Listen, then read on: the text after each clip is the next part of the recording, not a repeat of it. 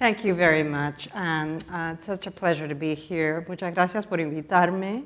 Es un placer enorme estar con ustedes. It's such a great pleasure to be with you all. I am a proud Peruvian, very proud American as well, and I'm touched by the introduction of Kurt Bruneo. Thank you so much for your kind words, and I'm greatly looking forward to my conversation with Ivan Duque, who is himself so knowledgeable about Bolivar, and I look forward to that conversation. But I thought I would take a few minutes, just a few minutes before we start that conversation, just to tell you how I came to the subject of Simón Bolívar.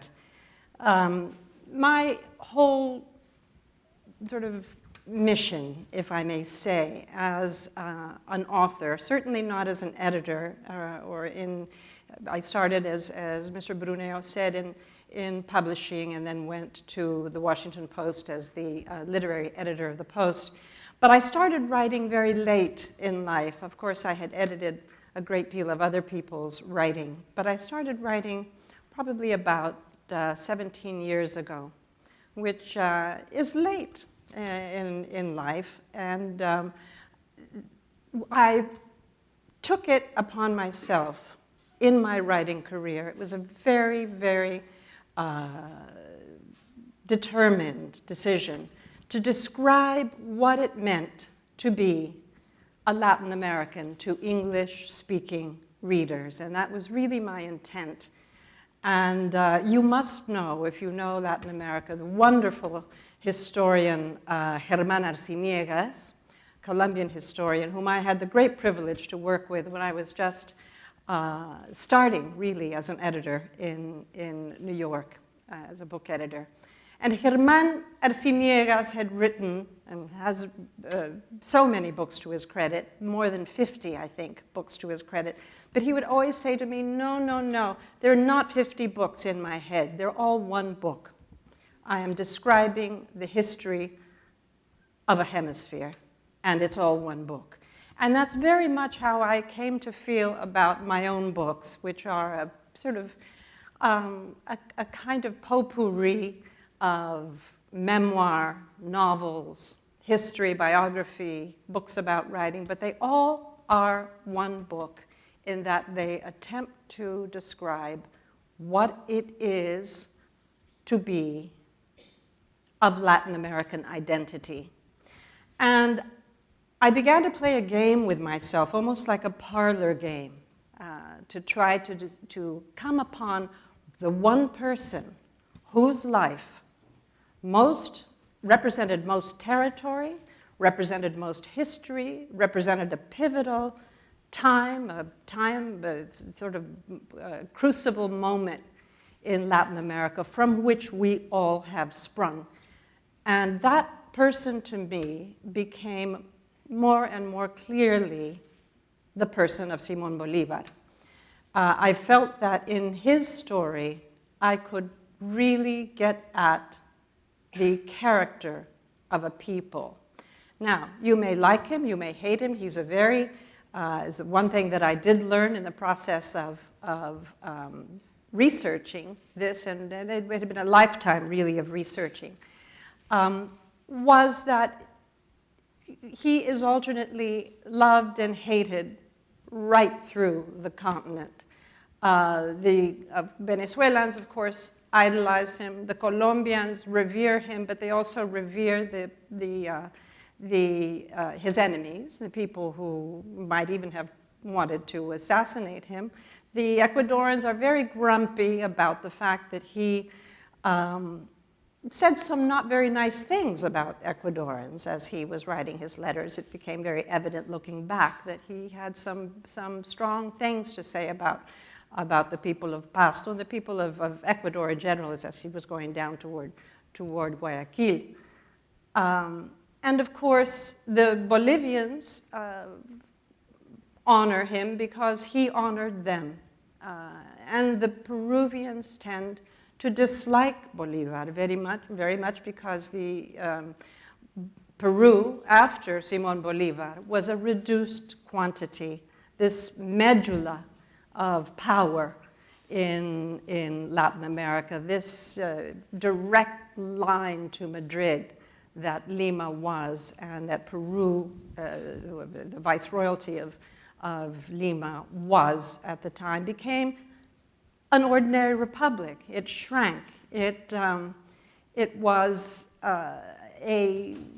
really a remnant of what it once was. And so Peruvians tend to be very critical of Bolivar. And so when I was asked, as I was writing this book, so what are you writing about? And I said, Simón Bolívar. And people said, well, I know what you're going to write about him, presuming that because I was Peruvian, I would have a very critical opinion of him.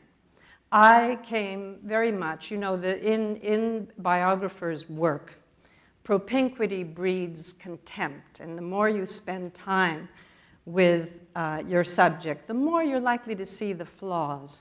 And that was certainly true for me. I saw a lot of flaws in Bolivar, but I could not help but admire this extraordinary character and this, incredible adventure that took him 75,000 miles up and down the continent. I mean, 75,000 miles is on horseback is like going from Anchorage, Alaska to Tierra del Fuego and back again 5 times. And this is what he did in the course of liberating what would become 6 republics. And as a military man, although he had no real military background, he had no equal. He was an extraordinary force as a general.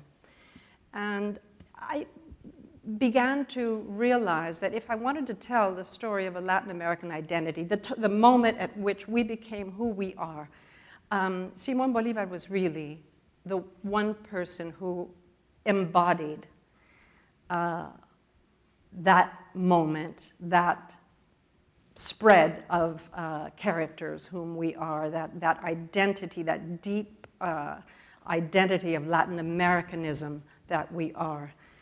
And I also had another reason, and that reason was because when I was a little girl, I was a very naughty child.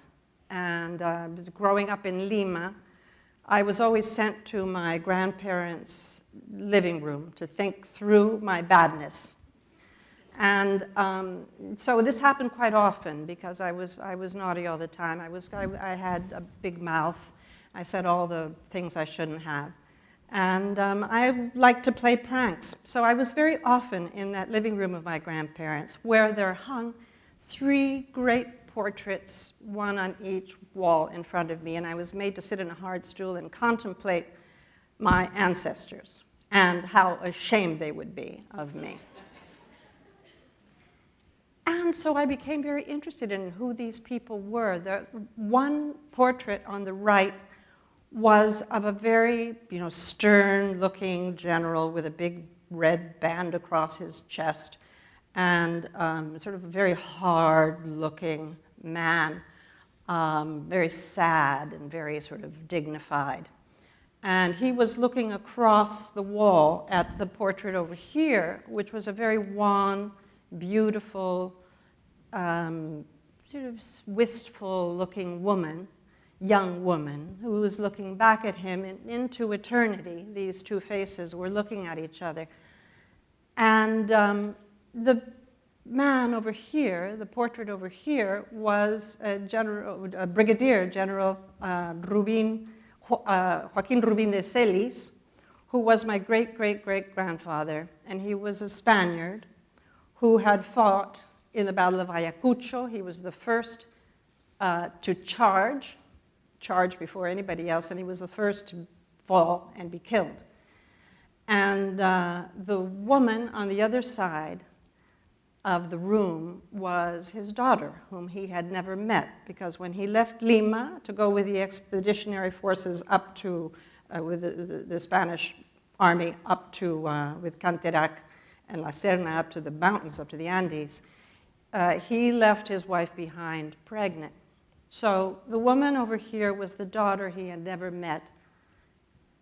And the third portrait who was right in front of me, was of a very lovely-looking man, also with a band across his chest, and you know, sort of a happier expression on his face. And this was Pedro Cisneros Torres, who was a soldier who fought in the same battle, Battle of Ayacucho, he was a rebel soldier who fought against the Brigadier General Joaquin Rubin de Celis. And 16 years later, after coming back as a young man from the battle, victorious, because it was the battle, the Waterloo, the Yorktown that changed the whole dynamic of colonial Latin America.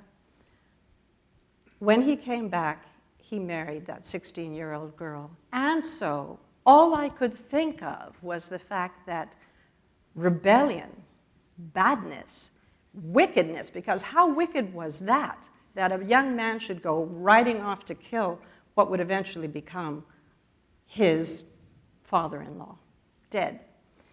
And I thought to myself, you know, rebellion is where I want to be.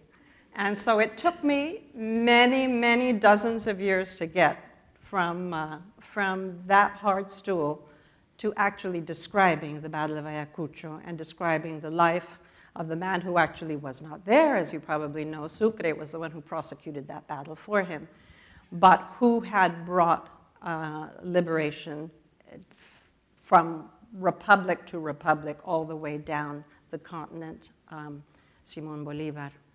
It's been a great pleasure to write about him, and now I'm going to have the great pleasure of talking about him with Ivan. Thank you for listening.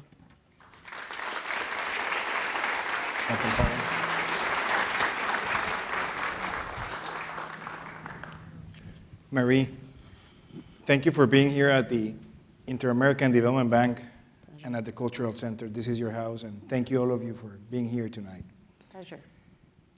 You wrote a great book, fascinating book, and I should say you're one of the few, if not the only, supreme Latin American biographer, female, of Simón Bolívar, a woman, that has made this great work. And I think this is a great demonstration of the power that women historians have in Latin America, and we're very proud to have you here. Thank you, thank you. It's a very nice compliment, thank you. I worked with the Cultural Center team, putting together some questions and some ways of starting this conversation. And let me begin with this picture of young Simón Bolívar. Many historians have analyzed Bolívar in his early years. You made a great description of his tutors, Andrés Bello, also Simón Rodríguez. But I wanted to ask you how those early years of Simón Bolívar, where he loses his mother, his father, he ends up being carried by his brothers and sisters, how those years shaped the rebellion of Simón Bolívar, and how his tutors made that rebellion become an intellectual engine. What can you tell us about those early years of Simón Bolívar? It was really a tragic childhood in many ways, and a very privileged childhood in many ways. Simón Bolívar was born into probably one of the wealthiest families of Latin America. His parents owned 12 properties in Caracas. They owned copper mines, indigo plantations, sugar plantations. They were extremely rich. It was a family that had been in Latin America for 300 years at that point. The first Simón de Bolívar arrived in the 1500s. But with all that privilege, he lost his father when he was a toddler. He lost his mother when he was about 8 or 9. He became an orphan and was then traded back and forth from the families of his sisters and his mother's family, his uncles. And they were really, not his sisters, but his uncles were fighting over him a bit because they wanted to get their hands on the inheritance that Simón Bolívar had as as a child. He was vast by far the richest child in all of Venezuela, certainly, and possibly in all of Latin America. And, and there are wonderful, I mean, I found court documents in which it's described he ran away from home, for instance, because he was himself a bad child, just like me, and would run out and do, would run out and play with all the wrong children and was very feisty. And he ran away at some point and ended up at the Archbishop's house, who returned him with a request that he not be punished. Well, this is a sad story. I mean, you can see that this child was really at bay and at odds. And he had the great fortune, as you pointed out, of having a tutor who was brought to him. It was seen as a tutor who was very open and very much of a libertine and very much a new creative kind of teacher who didn't particularly think that children learned best from sitting. He thought that children learned best from moving and doing.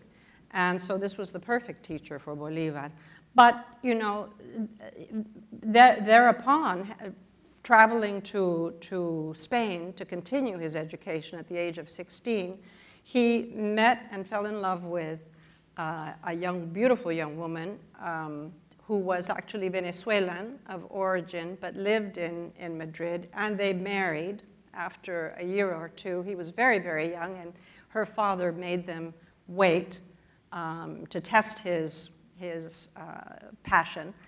And he was married at the age of 18 and a half, 19. And then 6 months later, when he brought her back to Caracas, she died of yellow fever.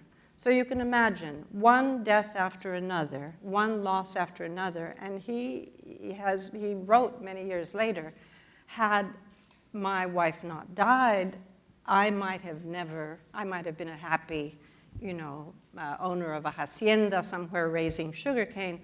But little by little, he was cut off from the people that he loved, when he saw what was left, the passion that was left was actually this very bitter, bitter hatred for Spain and his decision to do something about that.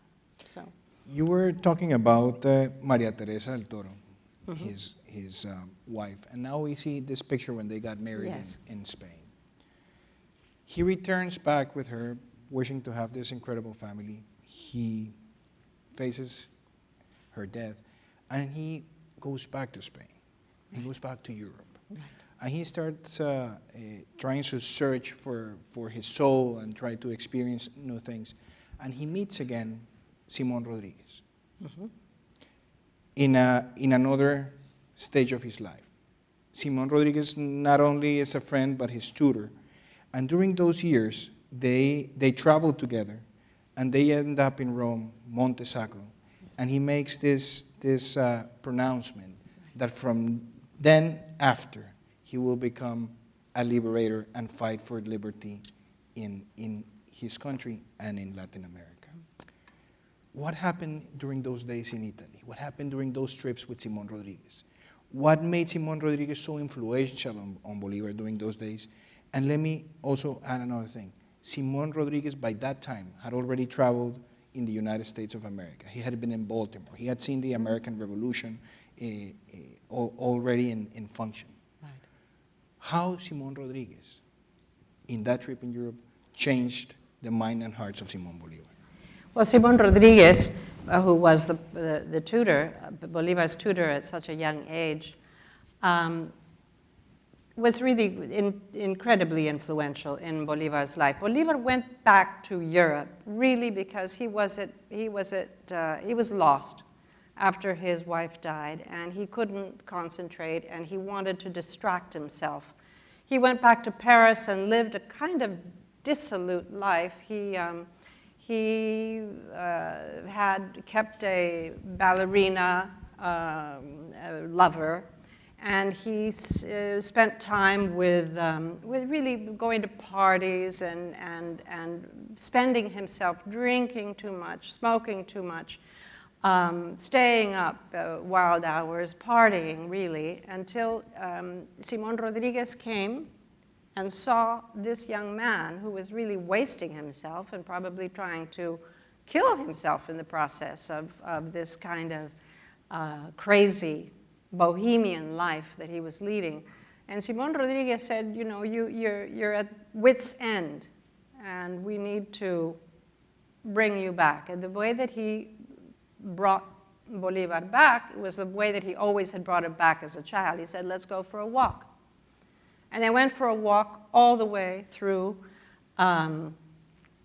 France, crossing over into Italy, and then witnessed Napoleon really coming to power and then being crowned in Rome. And so they walked all the way from Paris over to Milan and then down to Rome. And in the course of walking and in the course of, you know, being taken care of by this tutor of his and conversations, because there was also Fernando Toro, who was the cousin of his wife, his dead wife. They all went together, and they had these passionate discussions about the colonies, about how rich the colonies were and could survive on their own without the oppressive colonial power. And talking about Napoleon and what he had done and how he was building the country and how the difference, the really deep difference between a monarchy and a free republic was. And having these conversations, of course, transformed Bolivar in some way. And it culminated in Rome, arriving in Rome just at the time when Napoleon was putting the crown on his own head, which disgusted Bolivar. But all of this came to a point when they walked up to Monte Sacro, as you've said, and he fell to his knees and he said, "This is it. I'm going to dedicate myself now to freeing my country." He meant, of course, the Venezuelan people from Spanish rule. He had, in the course of that time, conversations with the most extraordinary people. He had long conversations, for instance, with Alexander von Humboldt, who had just come back from an expedition in Latin America. And von Humboldt was saying, you know, the riches in Latin America, the resources, the minerals, the botanical treasures, all these things that you have. And Bolivar said to him, well,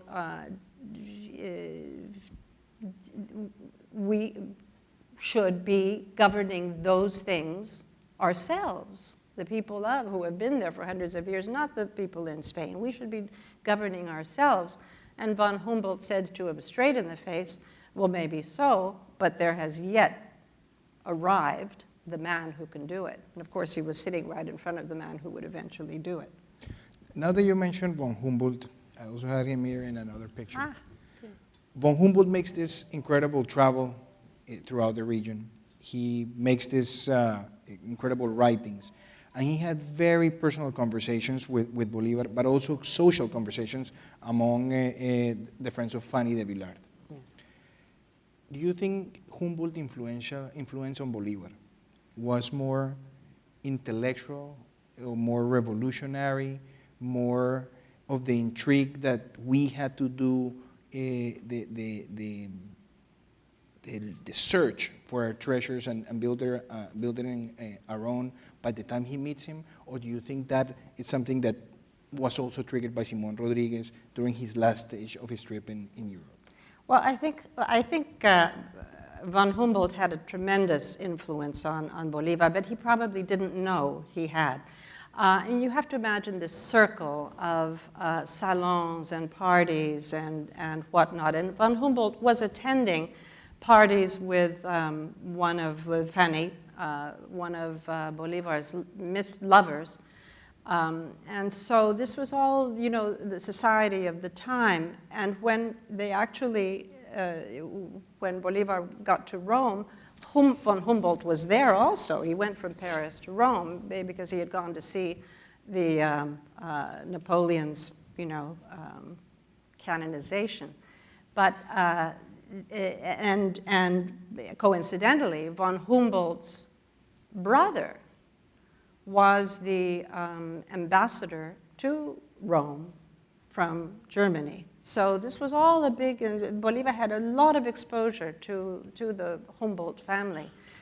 And I think he was so impressed by the fact that Humboldt was so excited about Latin America. I mean, he couldn't contain himself. He had brought all of these botanical specimens.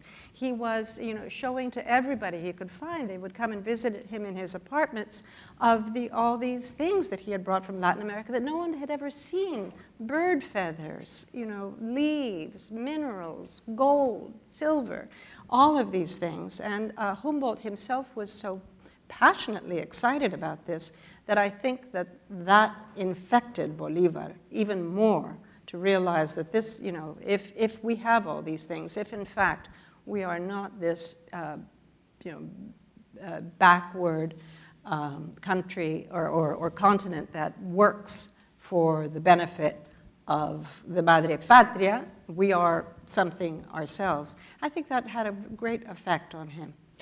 Now let me switch to two episodes during that trip. One that you already mentioned, this is Napoleon coronation, that changed Bolivar's perception on power. Yes. He saw Napoleon as a revolutionary, as a leader, as a true state builder, and then he sees him turning into a tyrant. Mm-hmm. That was an episode that changed perception on him. The second episode, and this is something that I want to praise in this meeting, that none of the Latin American biographers had got to that level of detail. And it was almost not known that Bolivar had this personal interview with Pope Pius VII. Mm-hmm. He was taken by a friend. He meets the Pope, and he refuses to kneel to the Pope. But he finally decides to kiss the ring. So the meeting didn't last too long. No. But that episode was another reaction from Bolivar to power. Yes. Do you think both gestures, his reaction against Napoleon coronation and his reaction when he meets the Pope, tell something the way Bolivar perceived power? Oh, absolutely, absolutely. If the documents are correct, what really appalled Bolivar in meeting the Pope was that the symbol of the church was on the Pope's sandal. And he was expected to kiss the sandal. And his reaction was, well, why are you wearing the symbol of the church on your sandal, which to him was the appalling part. He was willing to kiss the ring on the hand. But, even there, you see the reaction of a young man who is questioning power at every level. And he had a very interesting relationship, really, with Napoleon because he admired him in many ways. But the moment that coronation happened, he was really of two minds about Napoleon. He loved him for what he had accomplished. He hated him for the sort of tyrannical personal power that he had taken on himself. And I think that back and forth feeling about Napoleon, you can see it right through all his letters, this tremendous documentation that Bolivar left behind. You can see him wavering. I love him, I hate him, I love him, I hate him. He ended up hating Napoleon more than loving him. So by 1807, this young man that came with a big sorrow to Europe was turned into a revolutionary, somebody that had this feeling that his destiny was to liberate his country. But he departs the port of Cadiz and arrives, he departs in February and arrives to Charleston in the United States a few months after. And during his arrival, Thomas Jefferson, and you can see him in the screen, was experiencing his second term. He saw the slave trade. He saw this incredible democratic nation working. And the only testimony about that trip is recognized in some letters years after, where he describes being in the US as experiencing rational liberty.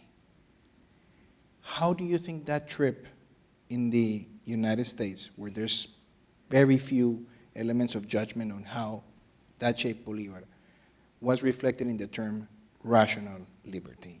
And how do you think Bolivar changed or modeled his revolutionary spirit after that trip? You know, the trip to the United States, it has, as you mentioned, Ivan, very little documentation. We know that he arrived ill in Charleston. We know that he stayed with an American family in Charleston who really brought him back to health. And, but we can make, and we know that he traveled to Philadelphia to pick up his nephew, who was in Philadelphia at the time. More than that, we don't know, except we can make some assumptions, very strong assumptions.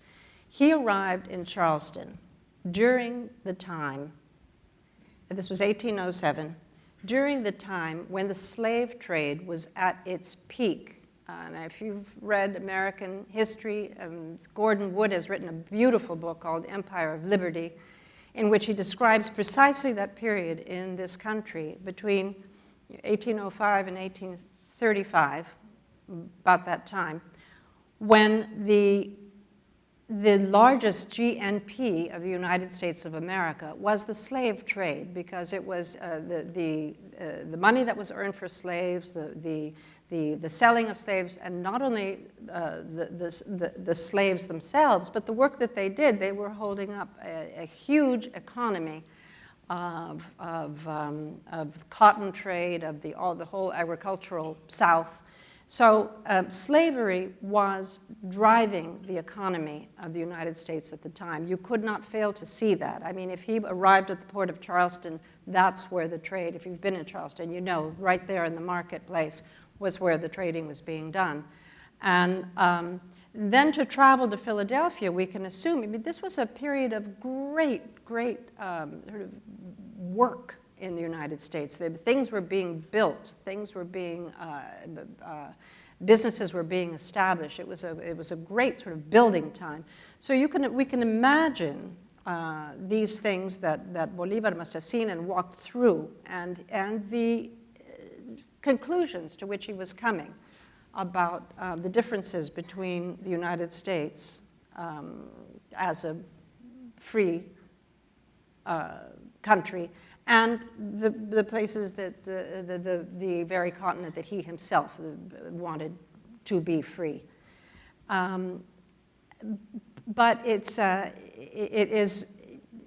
is coming to say that in the United States he witnessed at firsthand rational liberty was to say that he saw a country that was in absolute growth mode, that it was the people of essentially white Protestants, white race Protestants, and this tremendous engine of the economy that was very much in place at that time and growing.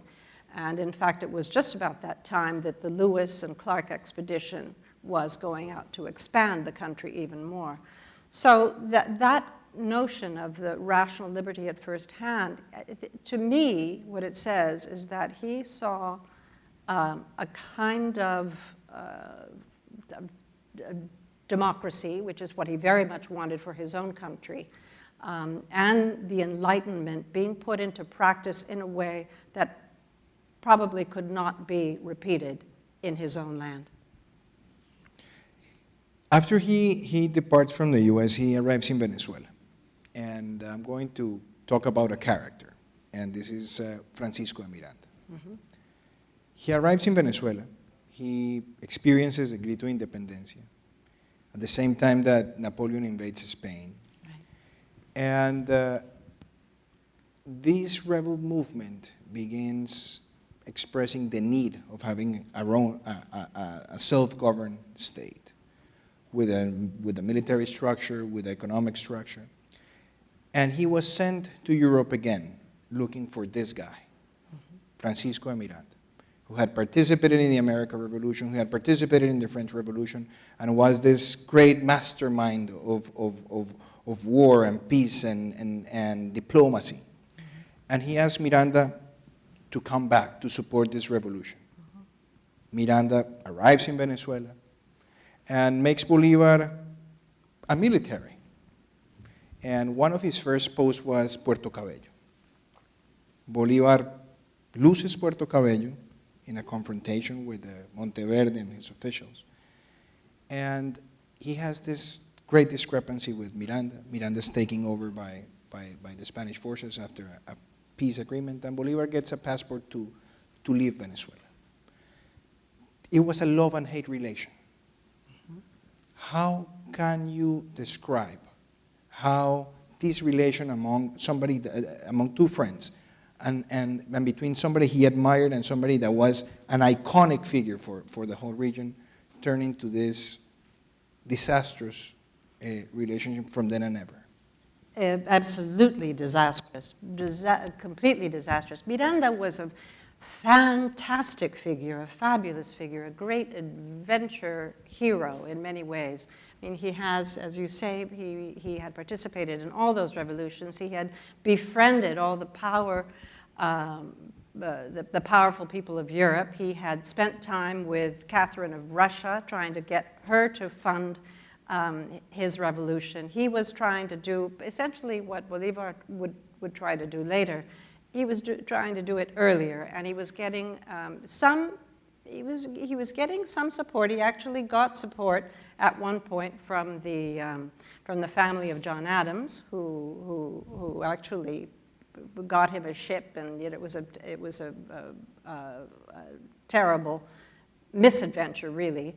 And then he got support from the Duke Wellington, the Wellesley family, who promised him support, but never quite could make it happen because Spain, of course, and England were at odds themselves. And so at the moment that alliances shifted, England could not help Miranda. So Miranda was really, had written the whole thing off and was in London and had given up. And suddenly this young man shows up and says, will you join us? Will you come and join us?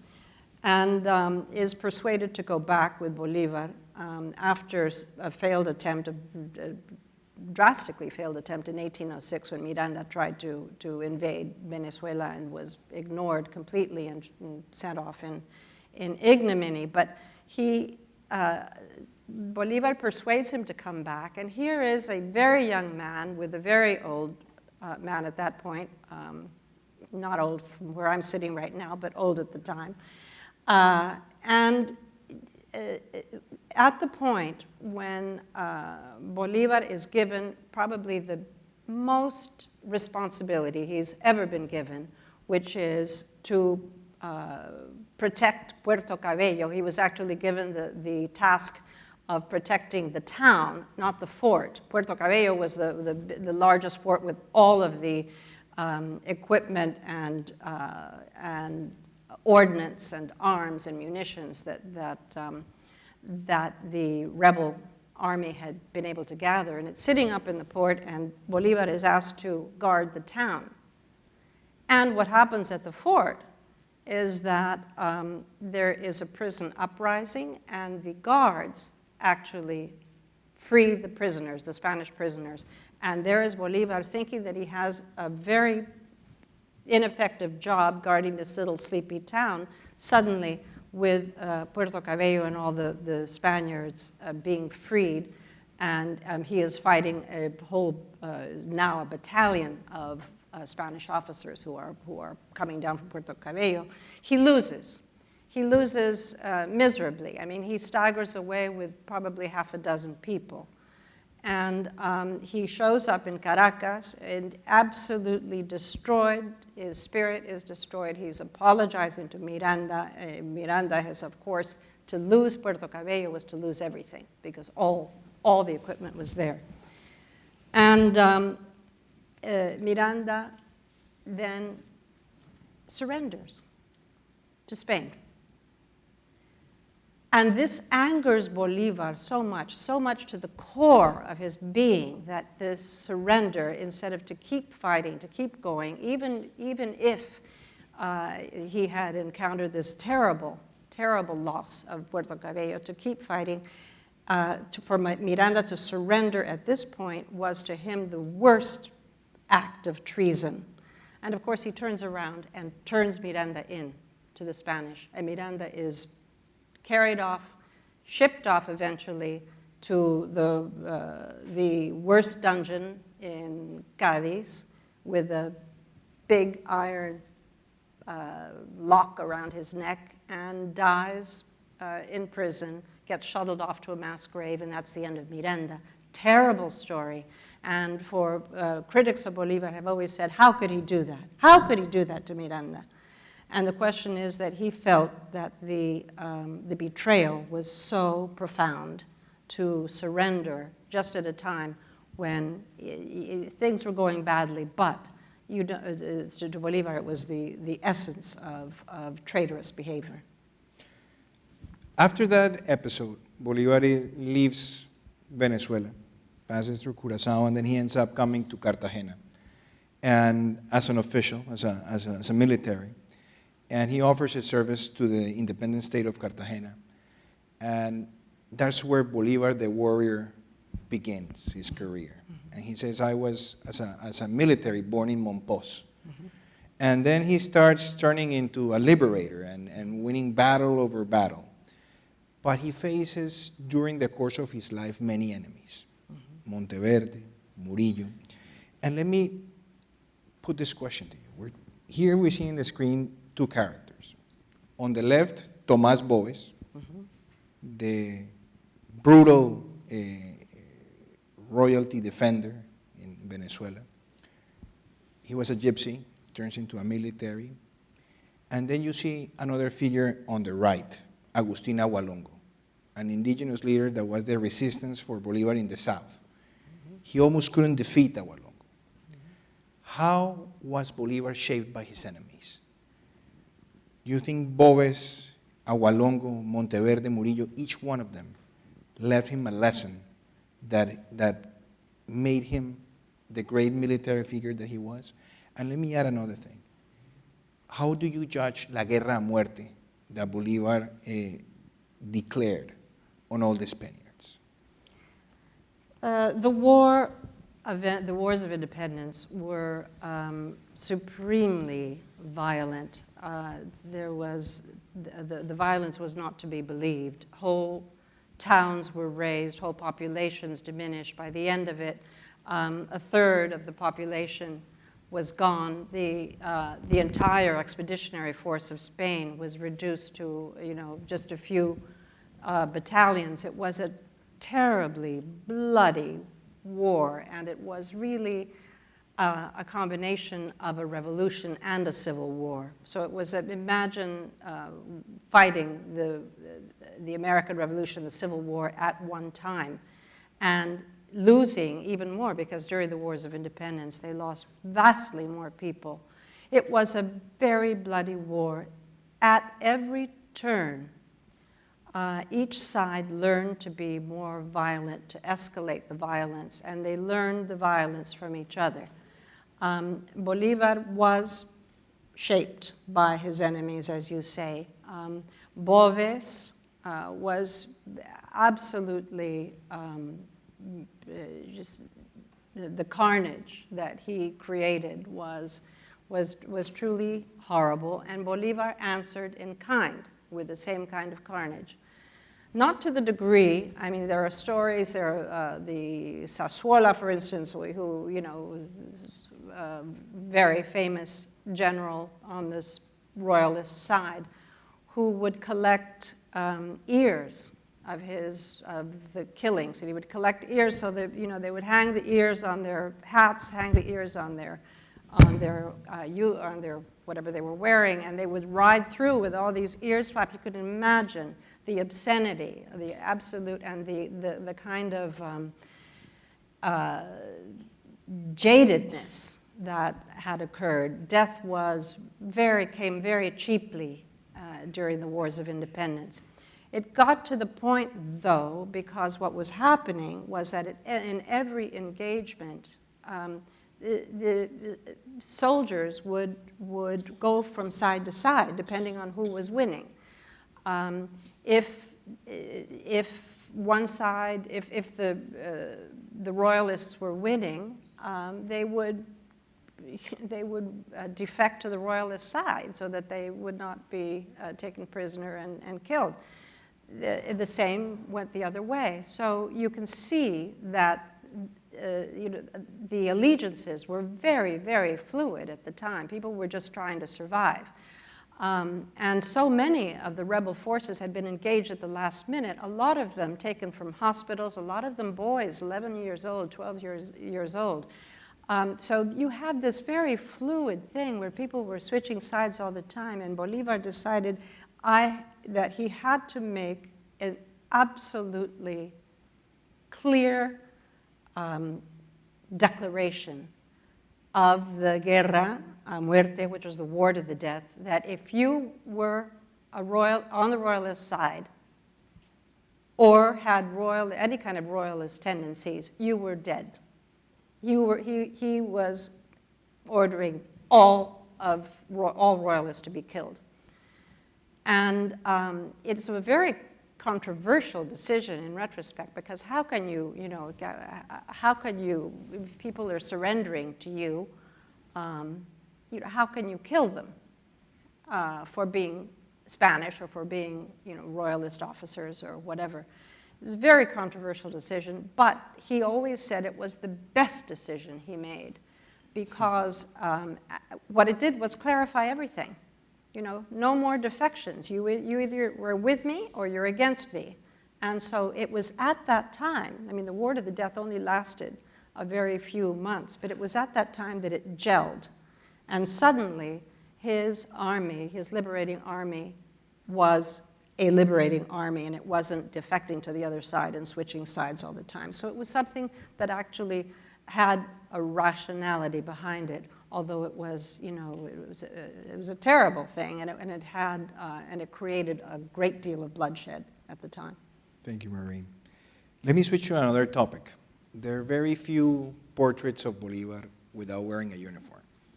And this very famous portrait is always recognized as Bolivar Periodista.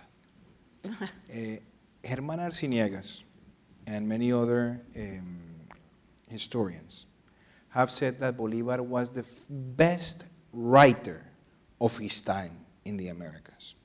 Manifiesto de Cartagena, Carta de Jamaica, yes, the speech at the Congreso de Angostura. All of them were marvelous pieces of writing. Do you subscribe that statement by Germán Arciniegas? And as a writer, what did you learn from reading Bolivar's own thoughts? I think that Bolivar changed the Spanish language, and I say this in my book. He, at the time, the Spanish, the language was, very, very ornate, very cumbersome, long locutions, endless sentences.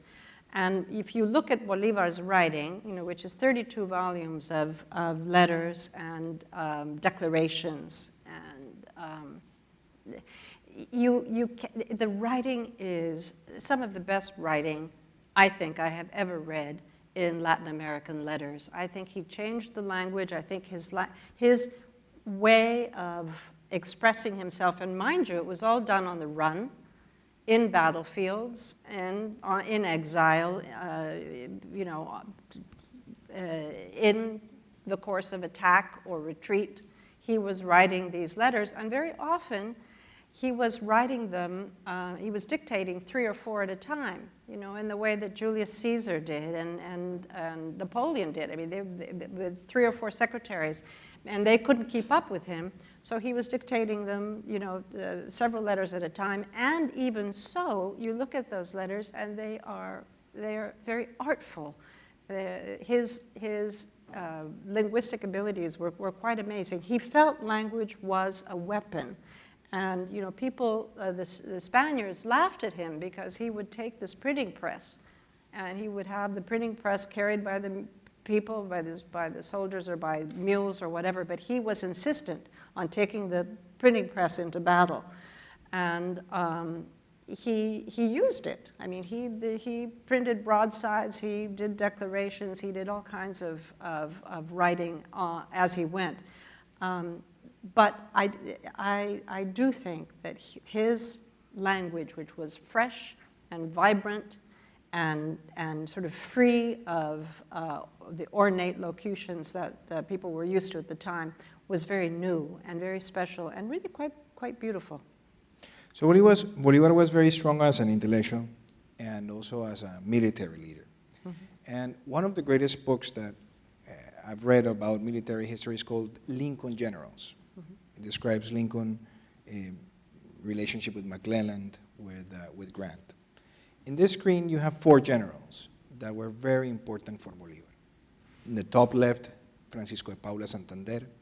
Top right, José Antonio Páez, El León de Apure, that was crucial for the Venezuelan independence. In the below part, in the left side, you see Antonio José de Sucre, his beloved brother, mm-hmm. who died in Berruecos, mm-hmm. killed, and that marked Bolivar's life. And then you see in the bottom right, Rafael Urdaneta. Mm-hmm. How do you think Bolivar crafted that team of warriors to help him achieve what he wanted to achieve? Mm-hmm. And do you also believe that those forceful fighters, those alpha males, if you want to call it like that, were also the reason why his biggest dream of Gran Colombia never, ever happened? Yeah. Bolivar had, you know, this tremendous talent of engaging people. He was very charismatic. When he was in front of you, you could hardly say no. You could hardly argue with him. He was extraordinary. He was galvanizing. He was electric in a way.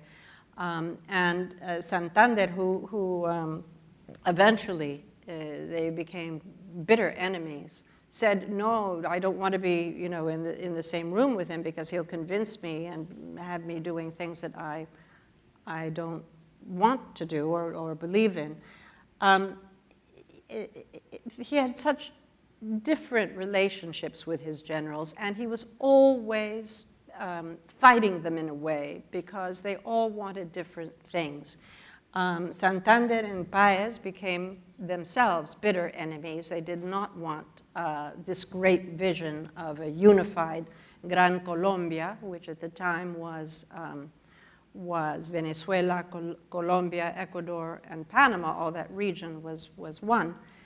And you know, Páez wanted Venezuela to be Venezuela, and Santander wanted it to be Colombia, and so there was a lot of sparring that was going on between them.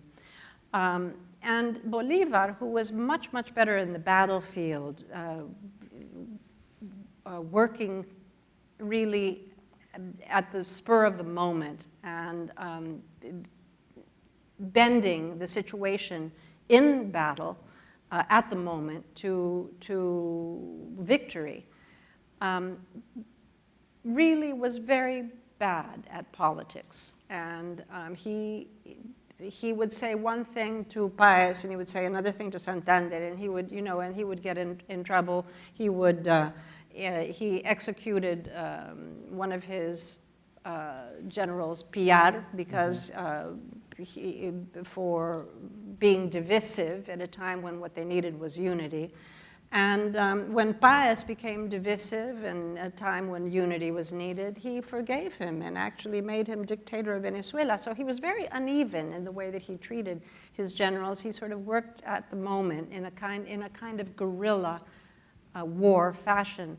But you know, the ethics of war and the talents that you use in prosecuting a war are very different from the talents that you need in governing. And he quickly found that out because all of his, except for Sucre, who was very, very loyal to him and very devoted to him, and he called Sucre his son, really, his spiritual son. Except for Sucre, and Sucre ended up killed, assassinated, probably because he was so loyal to Bolivar. Except for Sucre, the other generals, you know, he actually, in times of peace, had a very difficult time taming his generals, and it was something that eventually was his ruin. Let me pass now to another subject. You're also an American, and you've analyzed Bolivar's relationship with the United States in the book. He had his maybe pros and cons with the Monroe Doctrine. He called the Congreso anfitrionic in Panama. The U.S. was not present, and there was another source of political turmoil or differences. Mm-hmm. But there's one episode that marks Bolivar's relationship with the United States, and it has to do with this figure, William Henry Harrison, mm-hmm. who eventually became President of the United States. Mm-hmm. He was the first U.S. ambassador in Gran Colombia. Mm-hmm. And he is a witness of how Bolivar declared himself a dictator to preserve the unity of Gran Colombia, right. But was very controversial. William Henry Harrison leaves a letter to Bolivar that infuriates him, claiming that he lost his vision of being a true Democrat and a true statesman. What can you tell us about that letter, about their relationship with the United States, and about how Bolivar perceived the Monroe Doctrine in his time? Right. Well, Harrison ended up being a very big thorn in Bolivar's side. He arrived at a time when things were falling apart for Bolivar, and Santander was gaining a lot of support, and Bolivar was coming back and was being seen as a tyrant, as a conservative, as someone who wanted to militarize Gran Colombia, whereas Santander was seen as being the man of laws, the legal, enlightened legal leader. And then shows up Harrison, who comes from the United States, and immediately falls in with the Santander side. So Harrison was very critical of Bolivar. Really, when you see his reports back to the United States of America, to the Secretary of State at that time, to whom he was reporting, they're extremely critical, bitter, and they call Bolivar a savage, an absolute tyrant. So Harrison had absolutely no love for Bolivar. And then he writes this absolutely ravaging letter in which he calls him, he basically says, you've lost it. You're no longer an enlightened democratic leader. You're expending more blood than you should. And it was very, very strong.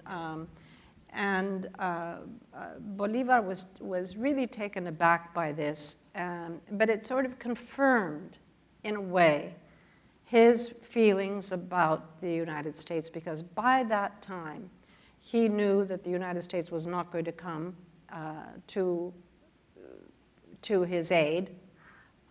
He knew that for all the diplomatic efforts that he had made, for all the efforts to buy munitions from the United States, he was not going to get 1 ounce of support from the United States of America. And I think he, at that point, with that letter, it became very clear to him that, and he started at that point to say some very anti-United States of America things, and he became very critical back, and very bitter back.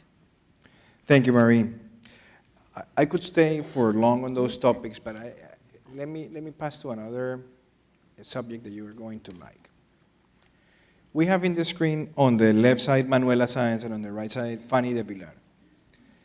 Bolivar wrote some of the most beautiful love letters to these two women. Bolivar was a very elegant womanizer. His loves wrote these incredible letters to Bolivar that only create envy, I could say. What was your feeling reading those letters? What were your feelings how he referred to Manuela Sáenz and her influence in him? And the other question is, Fanny de Vilar never saw Bolivar since he left Europe in 1807.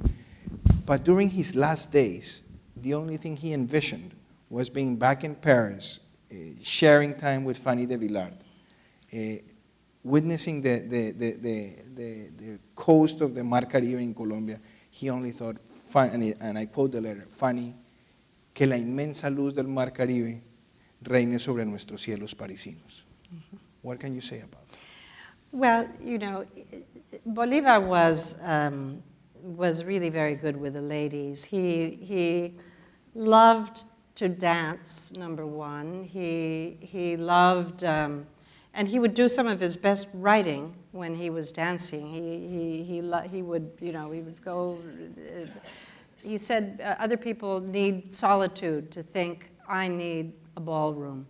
And indeed, he would dance with the ladies and then run off and dictate 4 or 5 letters and then come back and think some more, And he loved the whole business of romance, and was very, very good at it.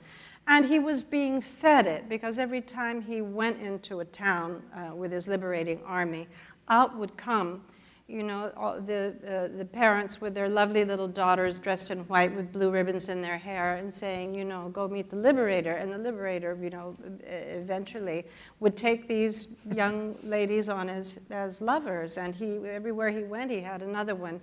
We can count 35 mistresses that Bolivar had. So when you see these two, who actually had a tremendous impact on him, Fanny, because she actually did save him at a time when he was in a bad spot as a young man, and having lost his wife and really most depressed and at sort of wit's end. And then Manuela Sáenz, who Ecuadorian virago, who was married to an Englishman, but throws off all semblance of propriety, and smokes cigars, rides with the men, puts on uniform, doesn't care what people think, strides into his meetings, tells people, gives people a piece of her mind. The generals either love her or hate her. In the process of all of this, Bolivar's had a habit of having his love life spill into the public realm again and again. And people, I claim that this is, we Latin Americans have learned to live with this because it all began with Bolivar, really. In some presidential balcony in Latin America, somebody brings out their illegitimate child, and nobody blinks an eye. It's like, oh, how nice that he is entertaining his child on the presidential balcony. Nobody really, suddenly shuttles him off stage and says he has to give up his presidency.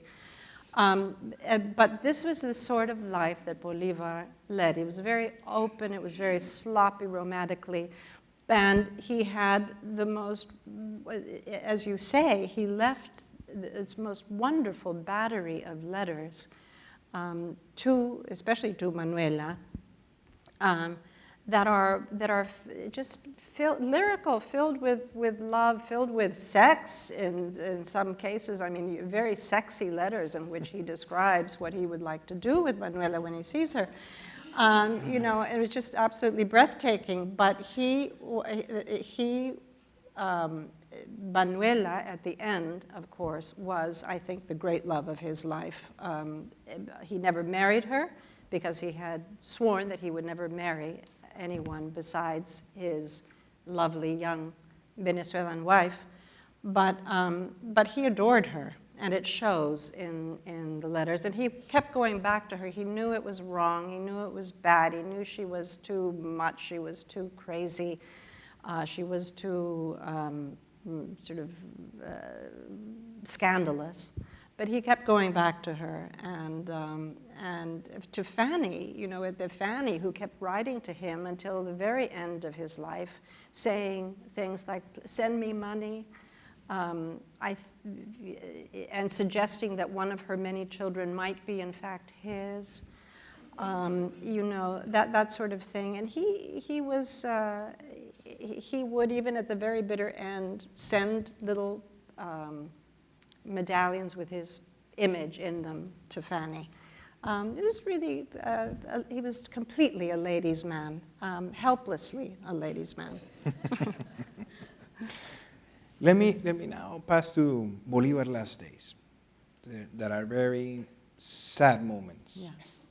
He leaves Bogota, he leaves Urdaneta in power. He takes the road to Santa Marta, wishing to make a trip to Europe, his final trip to Europe. He's been called Longaniza, he's been called a tyrant. And there was a poet called Luis Vargas Tejada in Bogota who wrote something that said more or less like, si a Bolívar, con la letra con que empieza y aquella con que acaba quitamos, oliva de la paz símbolo hallamos. Eso indica que al tirano cabeza y pies cortar debemos, si paz duradera esperamos. Those proses, those intellectual leaders that attacked him fiercely in the newspapers, in the streets, made Bolivar's last days very miserable. Yeah. So he comes to Santa Marta, and he departs wishing to put an end to divisions, to consolidate the Union. He calls for the generals to think in the big picture, above political bitter politics, pork barrel politics. How do you think Bolivar's death changed the way he was perceived in history? And I quote William Ospina, a Colombian writer, who said, "Bastó que muriera para que su gloria reinara sobre los pueblos de Latinoamérica." What do you think about that? Well, you know,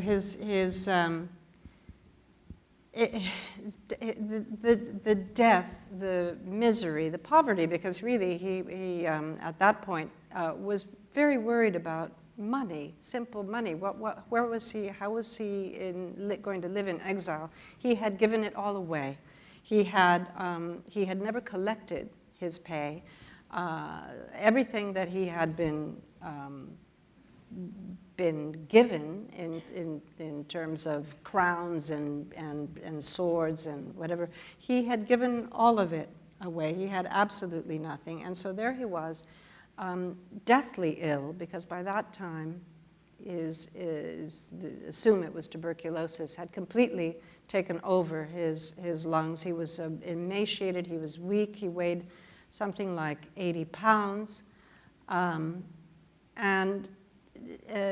completely reviled by, as you've described so well, I mean, to leave Bogota and have people yelling at him, you know, in derision, and to be so visibly and verbally despised in public. You can imagine his misery, and he, of course, the death of Bolivar, which was so dramatic, and at the time he was, you know, his heart was put in an urn in Santa Marta, and eventually, 14 years later, his body was taken back to Caracas by Páez, who wanted to sort of cloak himself in the glory of Bolivar, because by then, the death of Bolivar actually marks his great fame thereafter, because after his death, and people began to realize what he had achieved, what he had accomplished, and the fact that he had been forbidden from coming back to Venezuela. Venezuela, Páez had said, no, you don't step foot on here ever again. And he had been stripped of all power in Colombia. He had been rejected vociferously in Peru. And there he was, dying a miserable death, which, of course, changed completely within the course of a few years. His glory was unmatched in all of Latin America. I don't think there's anyone who has more bronze or marble dedicated to him than Bolivar, and it was all in retrospect, all after, all posthumous. It's really a remarkable story of death and renaissance. Thank you, Marie. Before I let our distinguished audience ask you some questions, let me ask the final question. And I look at this image of Bolivar with this thought in my mind. Bolivar had an ideology. He could not be considered a leftist in today's conceptual analysis, nor a rightist. He was a liberal.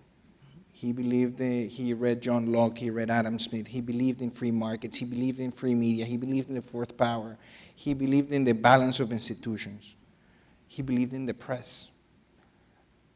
Do you think there's a Bolivarian ideology that the way he conceived state has been very well kept, or do you think Bolivar has been interpreted how anyone wants to play with his legacy? He's become the great illusion, I think, and he has been used in astonishing ways for sometimes opposing powers. He's been used by the right, he's been used by the left. His general, Daniel Florencio Leary, said, there is something about the magic of his prestige. Everybody wants to have it. That was when Bolivar was at the top of his glory. But after his death, everybody wanted to have the magic of that prestige.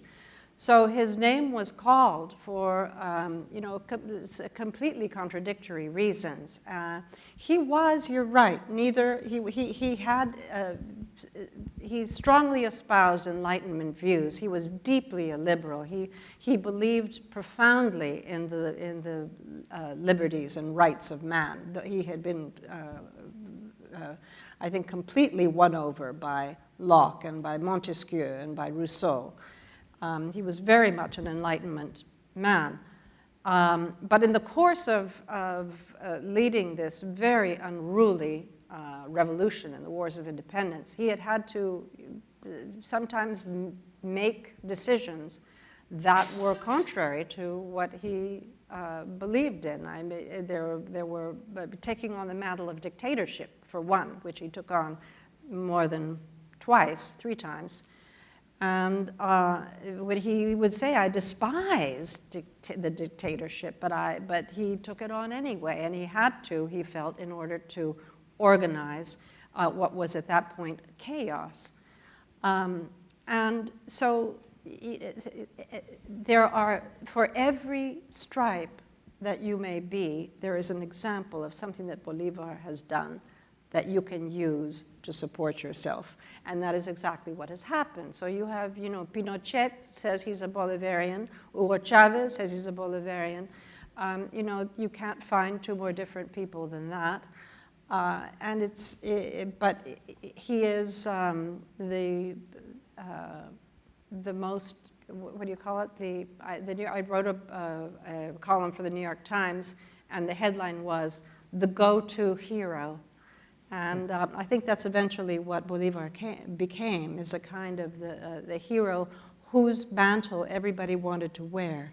And it lives on to this day, really. It's still alive. Marie, let me once again praise your great work with this book and the honor that it has been for me and for the Cultural Center to have you here. And I will invite some of you that want to ask a question to Marie to feel free to jump in.